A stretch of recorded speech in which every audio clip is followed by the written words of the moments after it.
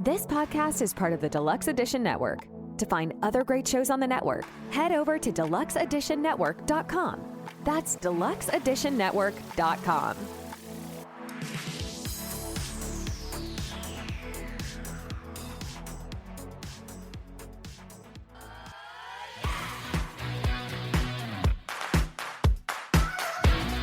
Coffee-fueled stories.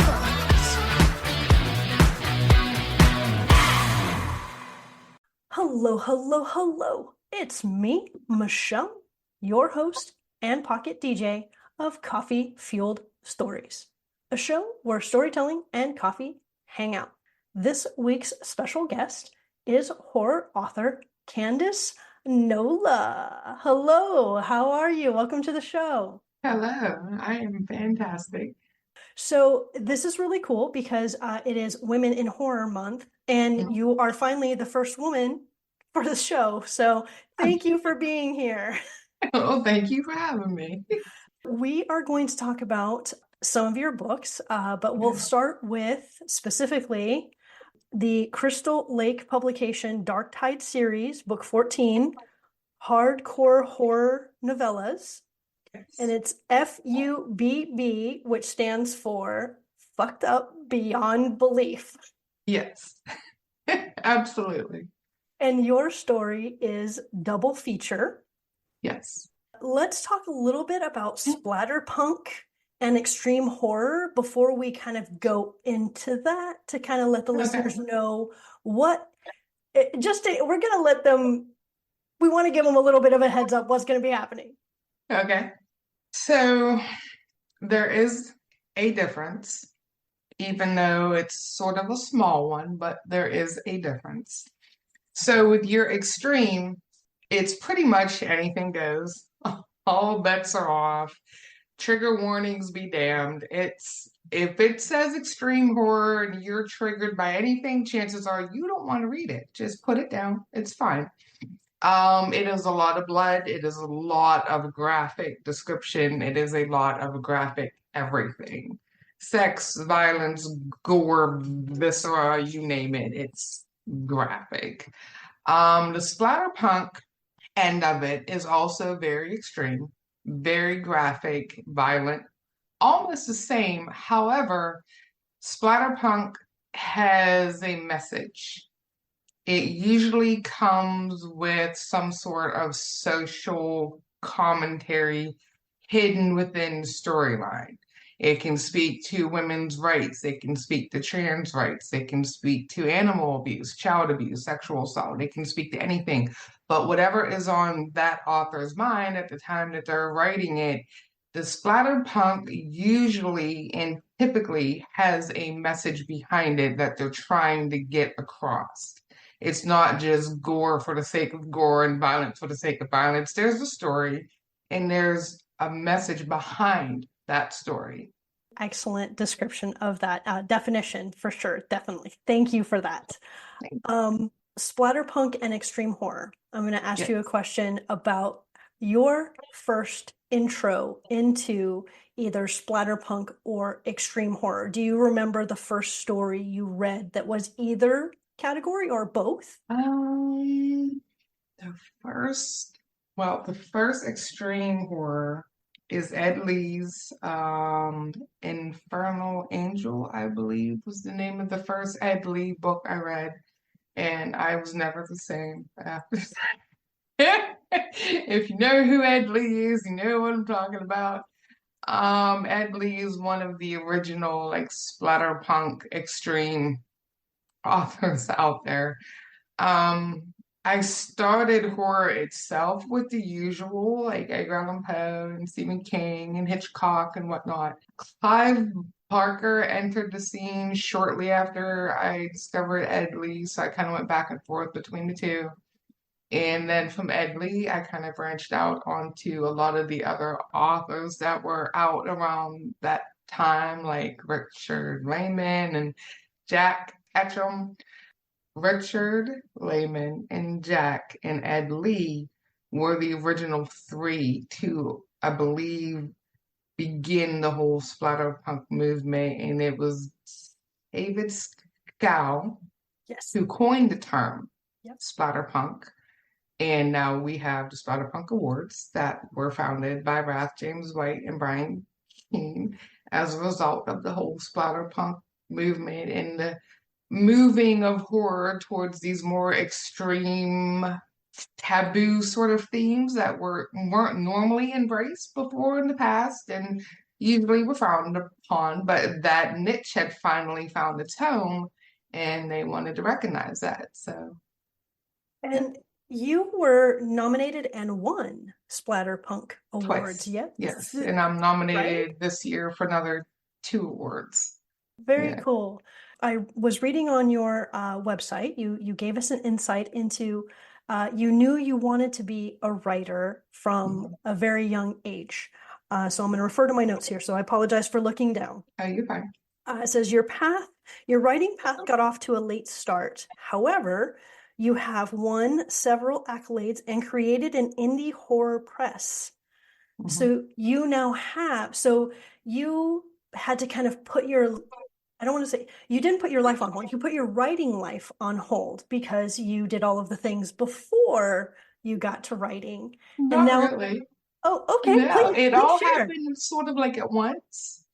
So I published my first novel in 2019 on a dare from a friend. Long story. We can get into that later if you want. Okay, But yeah. it was on a dare. So I published my first one, not knowing anything. Knew nobody, didn't have a clue, knew absolutely nothing. But I got on Amazon KDP and I figured it out. So I published that first one and then I started learning. So that was pretty much when my journey started. It wasn't so much writing the first one, it was after I put it out there and then it was kind of like, now what? Got this book out here. Now what do I do?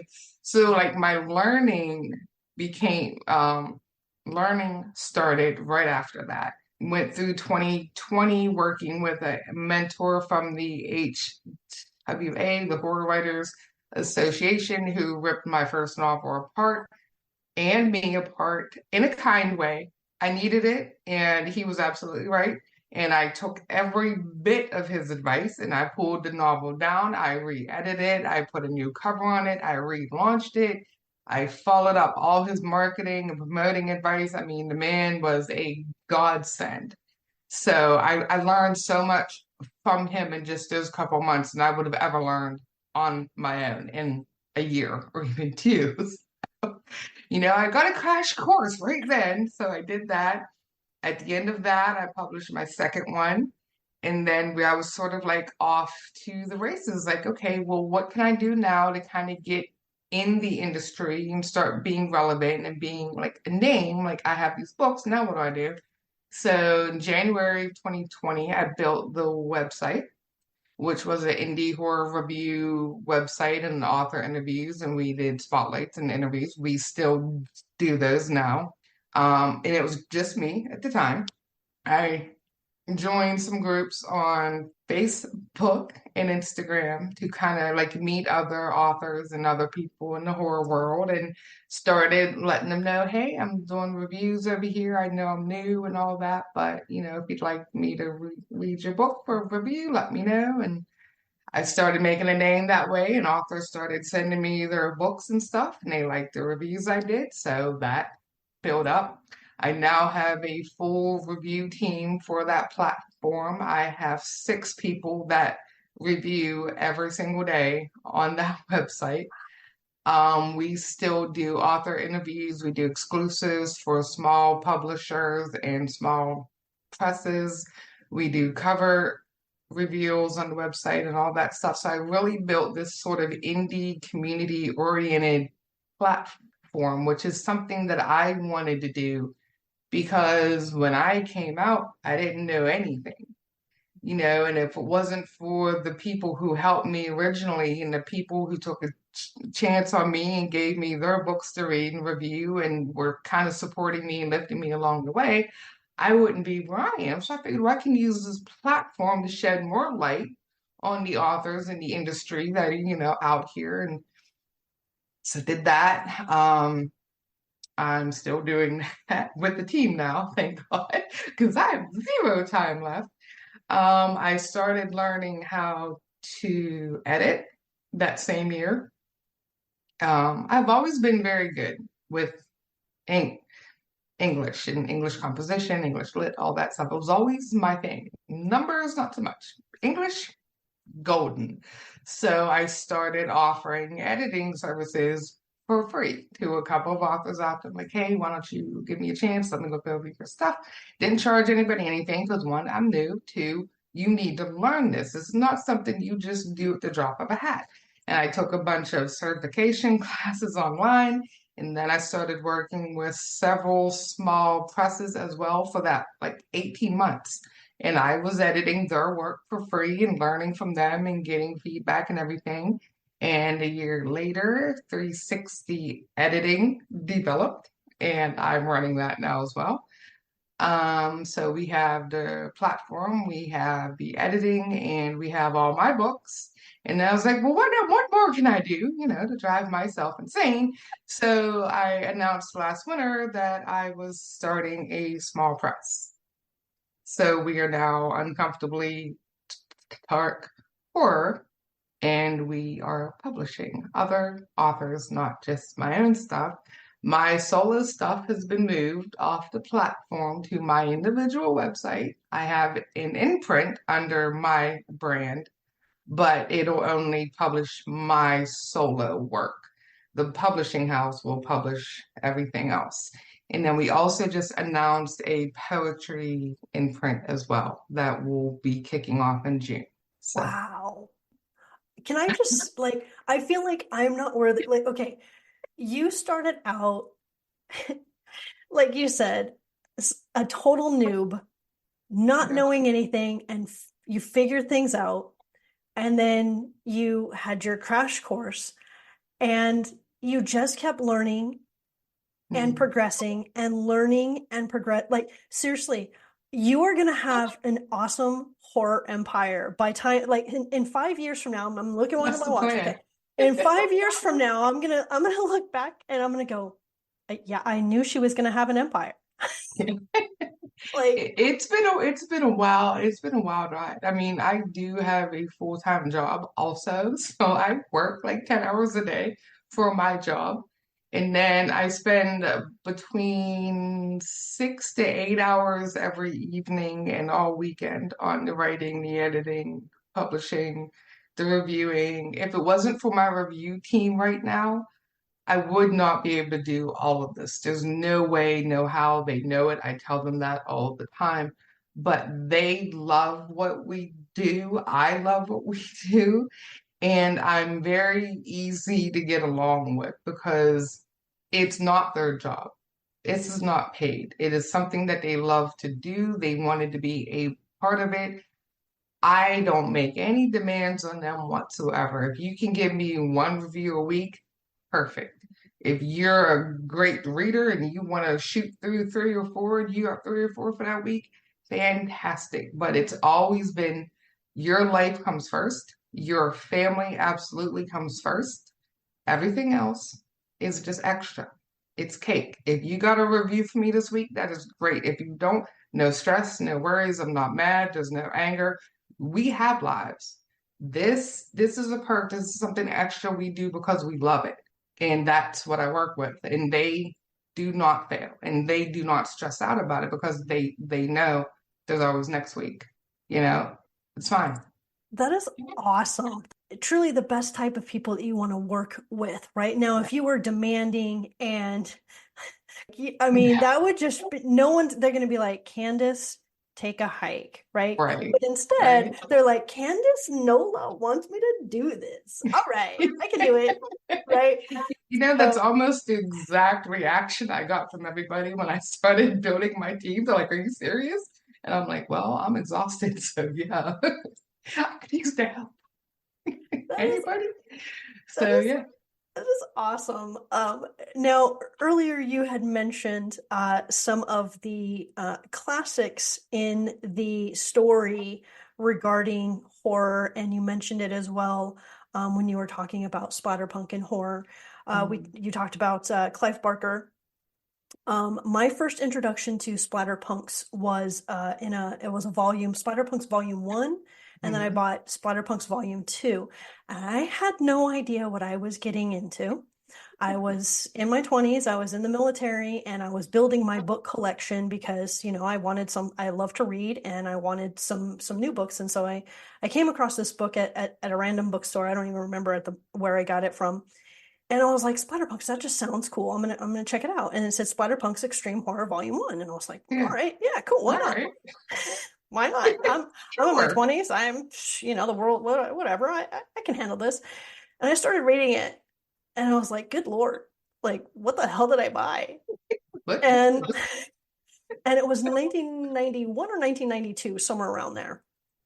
And so the story I had read, the only one that I really remember at the time was Midnight Meat Train by Clive Barker.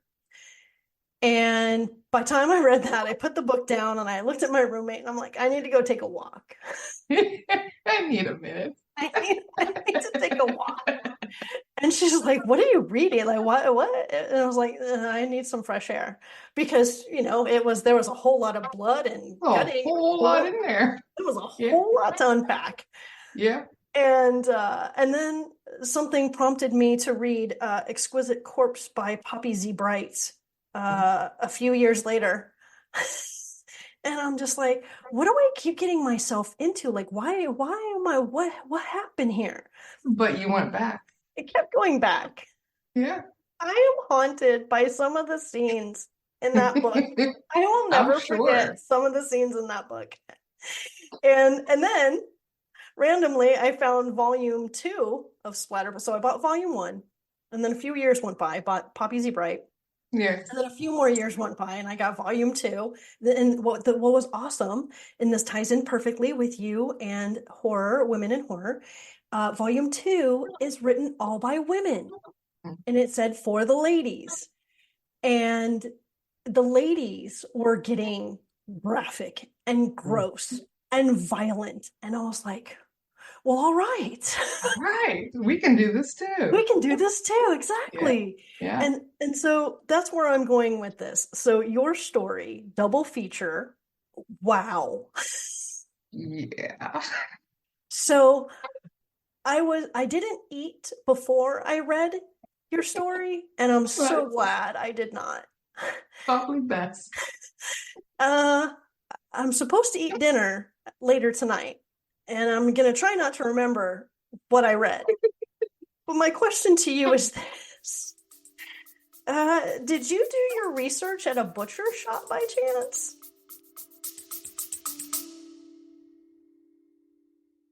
Have you noticed how Coffee Fueled Stories doesn't have any ads?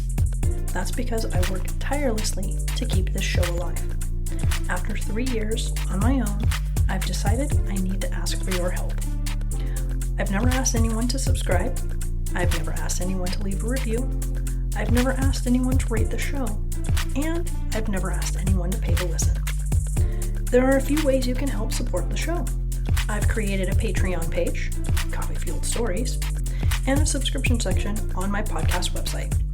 It's simple to support and help me keep my dream alive. Just click the link in the show notes to set up your paid subscription option. It's that easy. Thank you for your support. No, but funnier than that, the idea of the original concept for the story came from my daughter, my 27-year-old Disney princess, little girl who does not read or watch horror. I was like, hey, Mom, for that book they're asking you to do, you should do this. All right. And here we go. That is where the concept came from my daughter, the one that does not read or watch horror, as a matter of fact, gave me the concept. I've gotten a lot of my ideas. They're 100% on board with what I do. My oldest reads horror. She's with me at every show, every convention. She's my manager for a lot of stuff now. Like, she's all in. She watches it, she reads it, she's in, and her and my mom, they read everything I write first. So my 70-something-year-old mother, 74 this year, read that story before you all did, and she loved it. So yeah, my mom is reading this stuff before it gets into your hands. So if that helps you, Annie. Oh my God. Okay, so wow. Like I could like you described the sounds so well of what was happening in there. My dad I was a hunter, so okay. there was a lot of watching him skin the deer and dress the deer and gut the deer and squirrels and rabbits and whatever. It was, it was one time. I don't know why. I have no explanation for this whatsoever. He would go hunting every single year and he would come home with a deer, at least, and he would hang them in the basement. We had a two-car garage down there. He put the hooks in there and he would open the doors, because of the smell and all that, and it would be cold. He would do all that downstairs away from us. This one year, for whatever reason, my father comes clomping up the backyard and he throws this deer on the kitchen table. We're all in this deer carcass, elbows deep, blood everywhere, dripping onto the counter, dripping onto the floor. We're like all processing this deer in the kitchen, and my mom was like, "What are you doing?" He's like, "Oh, I mean, there was a reason, and I cannot remember what it was, but for whatever reason, he had to do it in the kitchen that time." And there we all were, just like slicing and dicing away. So, yeah, I may have liked it a little bit too much. I was grossed out at first, but I was so used to seeing him like do this that it was just like a way of life. It wasn't like, hey, you killed a deer. I mean, we ate it all the time. Like we ate deer and just pheasant and turkey and squirrel. So it wasn't like unnatural to me. Being elbows deep inside the body of a still warm deer was a little unnatural for about 5 minutes. And then I was like, this is squishy. I mean, I don't know. It's like 11, 12. I don't know. But yeah, so there are some things that I took from that memory alone because I'm sure you can imagine there was blood dripping everywhere and splattering and the grinding of the meat and the slicing and the squelching and the pulling out the guts and just all those little noises. You know what it reminds me of? I think I put this line in there. You ever been to a picnic and they're stirring the dressing into the pasta salad? You'll never hear pasta salad the same way again. I've just ruined 4th of July picnics for you. However, the inside of a corpse sounds like the stirring of a pasta salad, like linguine, a nice thick linguine with the Italian dressing and all. Yep, that's what it sounds like. Oh my God. Okay, Yeah, so you'll never eat linguine again. you know what? I don't even know what I'm gonna have for dinner tonight. I don't have toast. So that answers that. I have the question on here. Are you a vegetarian? So that one, No. I'm just gonna cross that off. I love meat. We're just gonna cross that one out. Yeah. Okay. This question does still apply though. Next one. Have you ever had moonshine? Yes. Yes, I have. Not a drinker now. Um, Almost not at all. I have maybe 4 or 5 drinks a year. But my father made wine and for most of my life, and he didn't make moonshine, but he was pretty well known for his wine. He made all the blackberry and the dandelion and all that. But they traveled a lot and they went to Branson, Missouri, I believe, and they found a moonshine shop, boutique. I'm not sure if it's called a brewery or not, but that was all they sold. It was this little like mom and pop place, and they made their own moonshine. And he brought me home a couple quarts, yes, in a mason jar, the quart jar, in the jar, blackberry moonshine. So yeah, yes, I have. And I've had that. He had apple pie. I had that one, tasted really good. You'd be surprised. I wouldn't recommend more than a shot of that, but I had that one. I had the blackberry, and he had something else that I didn't like. It was like a spicy or something, and that had a burn with it, like a severe burn going down, like, oh. But yeah, I have. I've never tried it. The most I think I've ever experienced was vodka, or no, 151. Hmm. And then I've tried absinthe. Yeah, My mom and I tried some absinthe at a restaurant one time, and they yeah, poured it over the sugar and stuff like that. And yeah. yeah, no, never again. I'm not gonna ever do that Never again. again. Yeah. Never again. There's reason they made songs about that stuff. There's a reason it's called the Green Fairy. It is. And I'm like you. I don't drink. I don't. But if there's an occasion or a celebration or Yeah. something like that, then like my mom and I, we went on a mother-daughter trip to Seattle, and we Hmm. had both had never experienced Seattle, and so we knew that we were going to get some really good seafood. It was the first time I Yeah. tried oysters. She walked me through the whole process, and then the guy saw that we were having such a lovely time eating. He asked us if we had ever tried absinthe before, and we looked at each other and we're like, no, but we've heard about it. And he was like, I'll take care of you. So that was Okay. that. There you go. I don't remember the Uber ride home at all. I was gonna ask. I Do you don't. remember what came after? Nope, I do No, not. I have a picture of us. He was preparing it. I've got the photo before, got nothing nothing after. after. That's hilarious. So in the story double feature, it takes place in a drive-in. We're not giving anything away. It's that, Right. we've got double feature.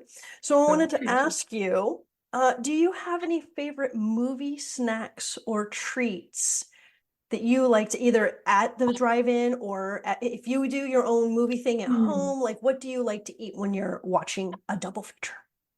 Well, when I was a kid, we had a drive-in just over the field from where we live, maybe a mile and a half away. So we got to drive in a lot, quite a lot.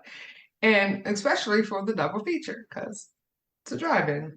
My mom would make homemade popcorn and she put it in the paper bags from the grocery store. So we would have these big giant bags of popcorn and it would stay warm because, like I said, we only were like a mile and a half away. So she would bag it all up. So we had that. And then she took to making homemade potato chips. So we're just slicing up potatoes in the kitchen and frying them up real nice and crispy, and she would season them, and they would, man, fantastic. We would go to the drive-in in the truck, and we'd have our pillows and blankets there. My dad would park, with the end of the truck facing the screen, and we're all back there with our popcorn and our potato chips. Many summer nights were spent like that at the drive-in. For me now, I'm still a popcorn fan. I'm a M&M fan. I like to mix them.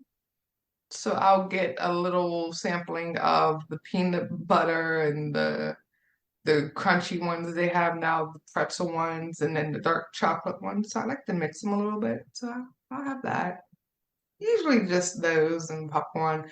Um, Raisinets are another one. Sometimes I'll have those, but it'll be one of those three. Nice. Raisinets used to be one of my favorites. There was just something about that box and the color of the box, holding the box, watching the movie, and that was for me at the drive-in. That Um, was your snack. Yeah. yeah, yeah. Do you remember what the first movie was that you saw at the drive-in? Oh, at the drive-in. Oh, I know what the first movie I saw was, but it was not at the drive-in. What was the first movie you saw? E.T. was the Oh, first movie that I remember going to the movies to go and see, and I had to be about 8 years old, 7 or 8. My grandmother went with us, and I remember she sobbed like through the last half of the movie. I remember that. Oh Lord, I honestly don't remember what the first movie I saw at the drive-in was because we were there so much. It was cheap. It was close. You got three kids. What do you do on a Friday night? Get them out of the house. No, I don't remember at all. There's still a drive-in near me, so I do still take the kids to the drive-ins sometimes when it's nice.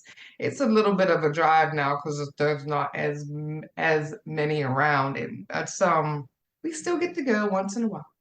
Awesome. So double feature, movies, snack food. You also mentioned so there were some parts that like really made me very squeamish in there because that's what this kind of writing does. But the scene that had me laughing, absolutely, I almost fell out of my chair because I wasn't expecting this.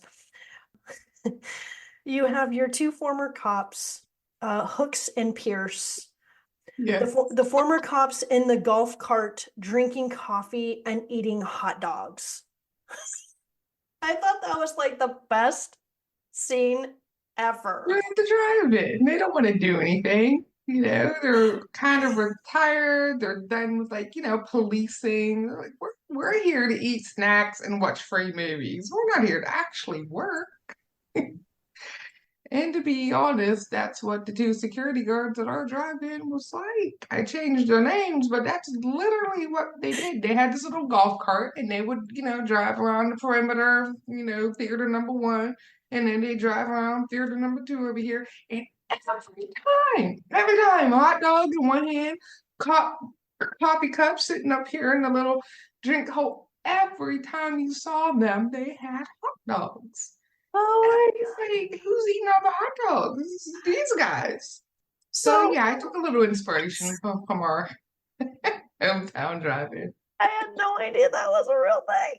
Mhm. I was like, that was a really creative scene. No, they're really in the Oh, golf yeah, cart, driving around, looking for those horned up teenagers out in the woods, doing things they ain't supposed to be doing. That they drive around the perimeter. Yeah.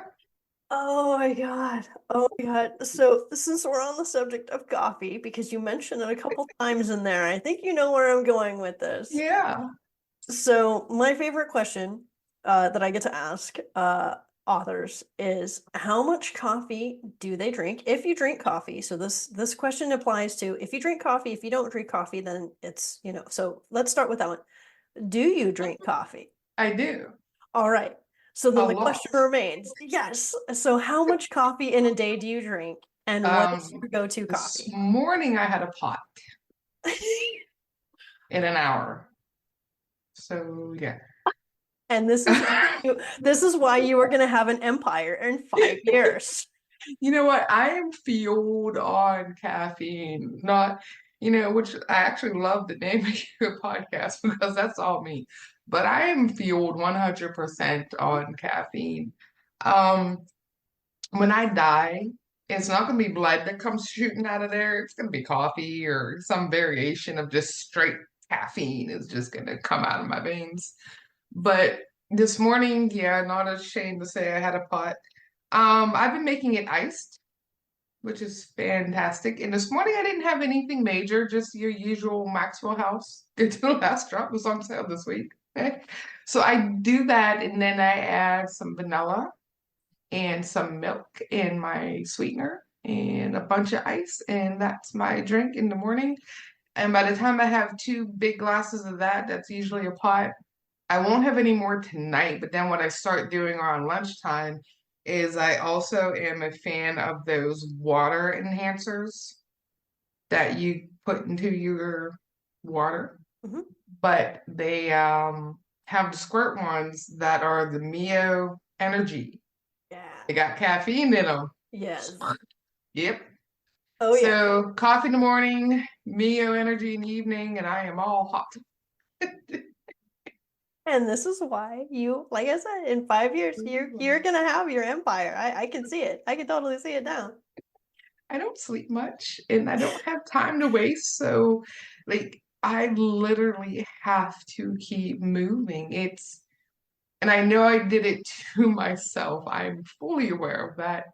And I don't say it for like, oh, well, that's kind of sad. It's not sad. Like I love every minute of what I do now. I absolutely love all of it. The writing, the reviewing, the books, the publishing, the crunch time, getting it all in there. Like I love it, but I literally have zero time to waste. So I'm moving, just constant. I'm awake and I don't sleep much.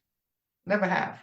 So I sleep maybe 4 to 5 hours a night, and then I'm up, like I'm wide awake. So I work generally from 5 in the morning till about 1 in the morning. Like, so I go to bed at 1, I'm up at 5, and I just start again. Like I start with my social media post and my review post for the day, whatever the team needs me to post, and I answer emails, and I get right into my work from home, my other job, and I log in and I start work there. And then, when I'm done with that job, I go right back into what do I need to do that day. So it's like I'm moving constantly. So caffeine is a must. Lot of It's now, if you want to know my favorite at like Dunkin', then we're gonna go with the French vanilla iced coffee. That's my yum. go-to at like Dunkin'. So Nice. When we first started talking and you were talking about all of the things that you did and that you do, the first thing in my head, though, actually the first question I wanted to ask you was, are you a vampire? Because it sounded like you I didn't sleep. don't. I have insomnia really bad, and it's like from a young age, like very, very young age. And I would just lay there at night. I could try to go to sleep at 9. I could try to go to sleep at midnight, and I would lay there for hours because my brain just does not shut off. So why waste the time laying there? I just keep moving until I'm honestly so exhausted that by the time I go to my bedroom, I'm out. Like I don't waste any time. I'm right to sleep. I'm up again, and then I'm right back at it. So figured I'll just work until I can't think any. I I I love wouldn't advise it, but it works for me. I love that. There's so being efficient is like one of my favorite things. And meditation, people always talk about meditating, and how they feel when they meditate. And I'm like, I actually feel better when I work myself to the bone. Hmm. So like for me, meditating is actually being like on the treadmill. Like Yeah, I want to be actively meditating. yeah, yeah, yeah. Like I'm actually multitasking. I'm quieting my mind and I'm being physically active. Yes. What's wrong with It that? works. Not a thing. Whatever works for you, because that's really the whole point of meditation anyway. If you're a jogger, that's one of the main things that runners will talk about why they jog. It clears their mind because you become one with your internal rhythm that footstep, footstep, footstep, heartbeat, breathe in, breathe out, heartbeat, breathe in. Like you become used to that natural rhythm when you run. How do I know? Yeah, I used to jog. I was on the track team and all that. My dad was a help nut. We had to run like 3 to 5 miles a day, every day. So I know the rhythm, but I do know that at some point your brain only focuses on that rhythm. And it calms you. You don't think all those intrusive thoughts that we all have, all those negative thoughts. Your brain just goes into that rhythm and it lets you breathe in the air and it lets you kind of free yourself from all of that. And it's just you and the road in that Yep, rhythm, yep. I used to tell my dad all the time that I hated it, but and I did hate running, but I liked that moment when I hit that rhythm and my brain would clear because my brain has been like this all the time. It's always been so overactive all the time that when he would make us go running and I would bitch and moan about it for the first half a mile or so, but then I would fall into that rhythm and then it was like, okay, I got this. And then it was just nothing. It was just me and the road. So Yeah. yeah. I love and I don't run, but I'll like walk very fast Hmm. on it. And so for me, and I'm not sure if you listen to music by particular beat, but like for Hmm. me, I used to be, into dancing and I not like the rave scene, but electronic dance music, EDM, right? Yeah. Yeah. And 128 beats per minute was like the second I would hear a song and I'm like, oh, that's 128, I got to go out. And so I do the same thing on the treadmill. And it's Yeah. exactly what you're saying. I Hmm. will listen to a music. I'll have certain music. Now, mind you, when I'm ready to shift it and crank it and get that heart rate going, then I'll, amp it up to like 189, 200. Yeah. And then, I'm going faster and then I'm like, okay, I can't stay at this pace. And then I drop it back down. But Yeah. 128 beats per minute is my music jam. I Yeah. will I will hum at that rate and I can go for like half an hour at like 120 and that's exactly what I'm doing. I'm like my feet are literally hitting with the beat and I am just That beat. having a blast. Yeah. I'm Yeah. just focusing on what I'm doing, which is Yeah. number one, try not to fall on my face. But number two, I'm actually having fun keeping my heart rate, right in that sweet spot. And I'm just, like you said, I'm finding my rhythm. Yeah. Uh, so, so needless to say, so you could say you are a vampire in a way. Definitely. But I don't like the light. I'm sitting here in the dark and I well, have one lamp on. I'm thinking, okay, the blood and the gore and the not sleeping and having an empire and I having a might be a team like vampire. you are definitely you've got yeah you've got it you're totally right there. But so I've got just a few more questions for you. How or why did splatterpunk or extreme horror, what were you drawn to? Like, when did you realize, you know what, I really like this as a genre. I'm gonna tap into this genre. When did you first find that love of this genre? That's a really funny question. So I didn't. I didn't even know what it was till I was nominated for my first award. Had no idea. I've never heard the term splatterpunk before in my life. My first two novels, my first two novels definitely are not. They're not even considered extreme. They're horror for sure, but they're like a dark fiction horror blend. And there's some monsters in there. There's some gory scenes, but nothing that would be considered extreme. It wasn't until I was nominated for the Splatterpunk Award for the first anthology that I published that I heard the term splatterpunk.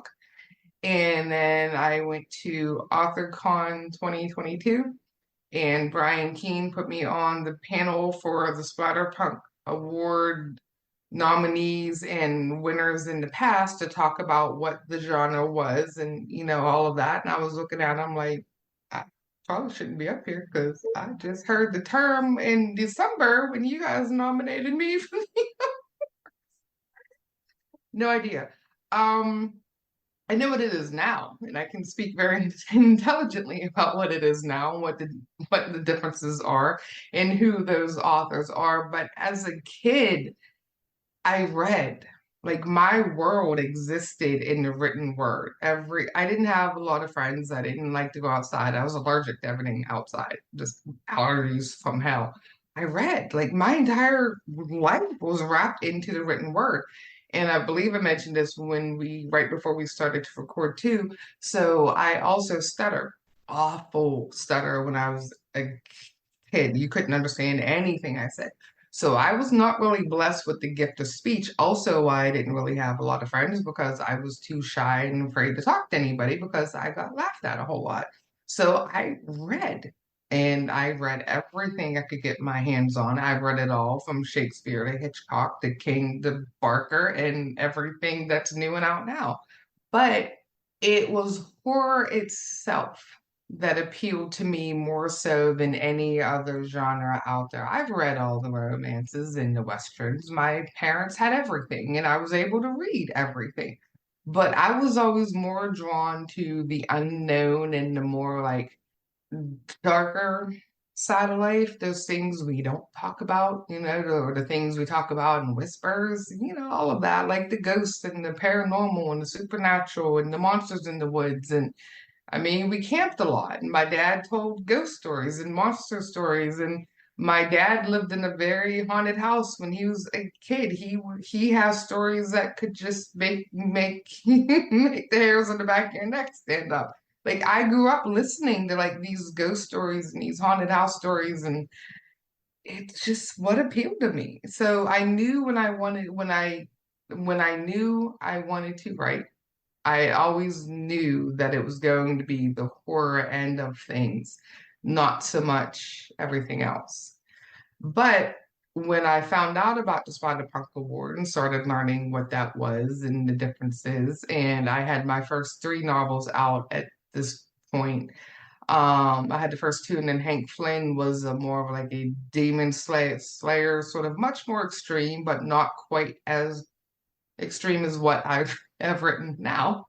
Not as extreme as double feature, but I was starting to want to branch out and see what I could do, what I was comfortable with and what my comfort zone was. Because the one thing about me that I can say is I don't want to be put in a box.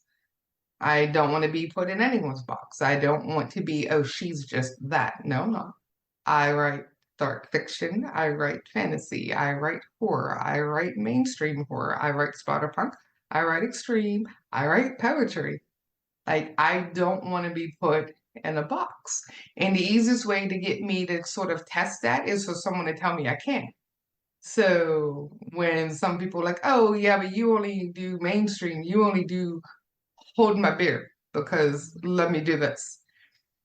So then I started writing these shorter novella stories that I started to put out, and they're all very much extreme and they're very gory and graphic and violent and just all over the place and they're just wild. And, one day I was like, I wonder if I could write one that was kind of funny.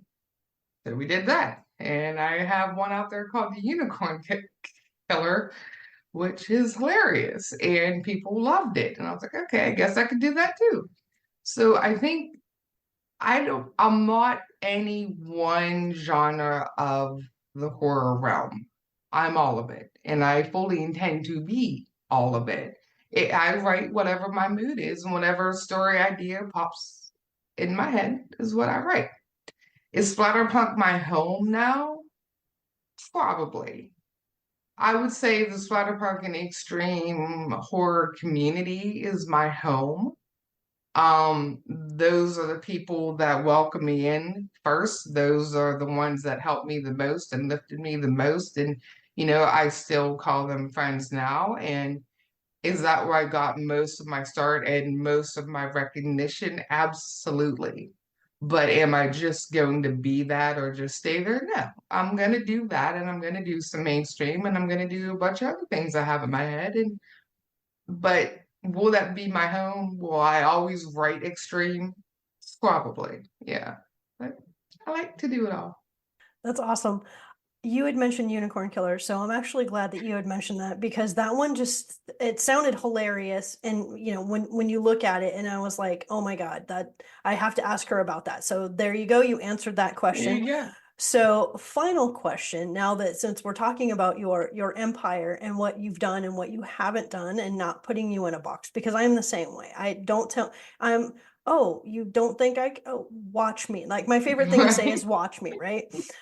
So what about a graphic novel or comic books? Do you think you'll experiment with some storylines? Not to say that you're going to draw it, but Yeah. is that something that you've considered or would look into as an idea? Yeah, I would. Yeah. I have had a few people ask me if I would be willing to have my one novel series made into a graphic novel at some point. The Werebear one, Bishop? Bishop. We're coming out with another installment of that in early May. So I have been approached a couple of times by some people who are interested in drawing that. I absolutely would not be drawing it because I can barely draw a happy face, let alone my beast that's on the cover of Bishop. But would I be willing to let that take place and to continue to write in that world or along those lines? Yeah. At this point, I'm willing to do anything that lets me write. So if we're talking movies or screenplays or graphic novels, I'm all in because now that I'm here and now that I can see what I can do and what I've learned, I don't think I know what the word no means when it comes to hey, do you think you could? Let's find out. You know, if it doesn't work out, or I find out that maybe screenplays are not for me, okay, cool. But my first word is not going to be no. It's going to be, well, let's see, you know? I love that attitude. And like seriously, out of all of the ladies in horror to have on the show to wrap up, that's freaking awesome because I kind of feel the same way. Like if somebody, and it's kind of like facing your fears, but you don't realize it's a fear, right? Mhm. It's just kind of somebody approaches you and you're like, I don't know. Let's try. Like my favorite thing to say is let's try. Yeah, Let's try it. Well, I mean, what's the worst that can happen? I could fail, but you know what? It'll be fun. At least you tried. It'll At be least a you fun tried. fail. Yeah. Totally. I'll give you this example, and then we'll wrap it up. I promise. Um, the first time I saw peanut butter on a hamburger, I was like, why did you do that to the meat? Like, what did the meat ever do to you? And they said, try it. And I was like, but I'm like, why? Again, what? And they're just, shut up, just Try try it. it. I'll tell you what, that was a really good little burger. Yeah. I was like, you know what? I'm gonna, from now, the lesson learned, Try I'll it. try it. I'll try it. So, Yeah. so there you have it. So the final lesson that we're gonna say is just try it. Yeah. My another story about my dad, but it's quick though. I used to say I can't a lot when I was a kid. He would whatever it was, either I was being lazy or being rebellious, or I just felt like I couldn't. I would say I can't. And he would always say, can't, never tried. That has stuck with me my entire life. We don't know what you can do if you have not tried it. Yes, Try it. absolutely. Life is too short not to. Yes. It's too short. You're supposed to live it. You're not just supposed to exist. Like live. Yeah. Hey, if it doesn't work, it doesn't work. But at least you can say you tried it and found out that maybe you don't like it. Maybe it wasn't for you, but at least you can say you tried. Yep. Yep. Yeah. Absolutely. I love it. So again, today's lesson is try that Try peanut butter burger. it. It's just so thank you so much for your time, Candace. This has been a true.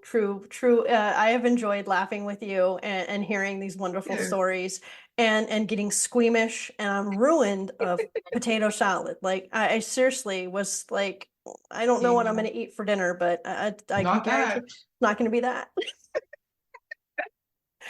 So thank you for having me. This has been a blast. I've had a lot of fun. Would you be able to say my tagline? It is go forth and be magical. Go forth and be magical.